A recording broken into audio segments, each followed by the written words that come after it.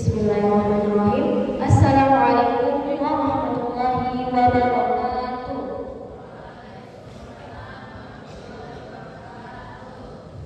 Innal hamdalillah nahmaduhu wa nasta'inuhu wa nastaghfiruh wa na'udzu billahi min shururi anfusina wa min sayyiati a'malina.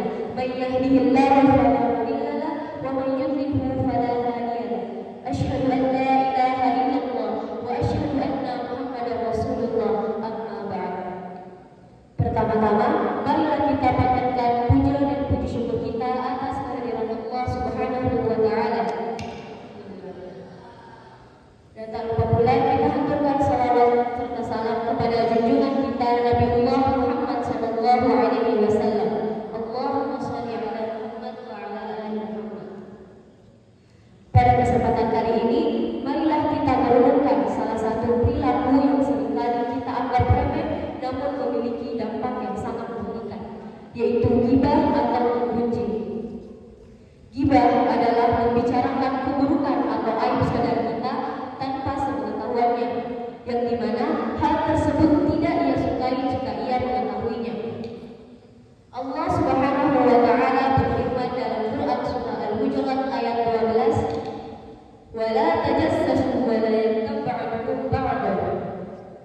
Dan janganlah mencari-cari kesalahan orang lain, dan janganlah ada di antara kamu yang menggunjing sebagian yang lain.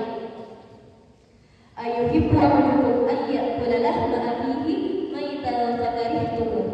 Apakah ada di antara kamu yang suka memakan daging saudaranya yang telah mati? Tentulah kamu merasa jijik. Wattaqullah, bertakwalah kepada Allah. Innallaha tawwabur rahim. Sesungguhnya Allah Maha penerima taubat, Maha penyayang. Dalam ayat ini, Allah Subhanahu wa taala dengan tegas melarang kita untuk berprasangka buruk, mencari-cari kesalahan orang lain dan menggunjingnya. Adapun contoh ghibah dalam kehidupan sehari-hari, seperti mengomentari fisik atau penampilan orang lain, membicarakan kebiasaan buruk atau sifat buruk seseorang, menyebarkan informasi negatif seseorang, mau secara langsung maupun melalui media sosial. Islam sangat menekankan pentingnya menjaga lisan, karena perkataan kita bisa menjadi sebab dosa yang sangat besar. Oleh karena itu, kita harus memahami seberapa besar bahaya ghibah ini. Dalam Islam, ghibah sampai-sampai diibaratkan seperti memakan daging saudara yang telah meninggal, sebuah perbuatan yang tentunya sangat menjijikkan. Rasulullah Shallallahu Alaihi Wasallam juga bersabda, "Tahukah kalian apa itu ghibah?" Para sahabat menjawab, "Allah dan Rasulnya lebih mengetahuinya." Beliau bersabda, yaitu engkau menyebutkan tentang saudaramu sesuatu yang dia benci. Kemudian ditanyakan kembali, bagaimana jika apa yang aku katakan itu benar-benar ada padanya? Beliau menjawab, jika apa yang kau katakan itu benar adanya, maka engkau telah menggibahinya, dan jika tidak ada padanya, maka engkau telah memfitnahnya. Hadis riwayat Muslim. Dari hadis ini jelas bahwa meskipun apa yang kita bicarakan itu benar adanya pada saudara kita, tetap saja itu termasuk ghibah dan dilarang oleh Islam. Apalagi jika yang kita bicarakan itu tidak benar adanya, maka itu sudah termasuk fitnah yang dosanya lebih besar lagi.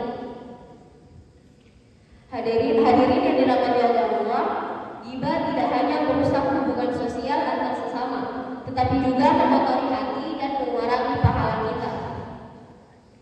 Adapun cara-cara agar kita terhindar dari ghibah.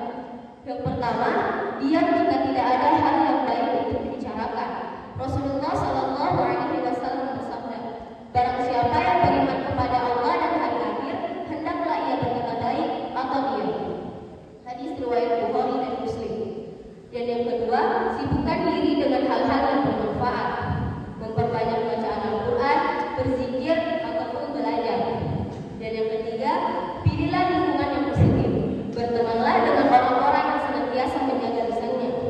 Dan yang terakhir, jika terlanjur ghibah, segeralah beristighfar dan meminta maaf. Kita ketahui bahwa Allah Maha Pengampun, namun kita juga harus meminta maaf kepada orang yang telah kita bicarakan, karena sesungguhnya dosa ghibah tidak diampuni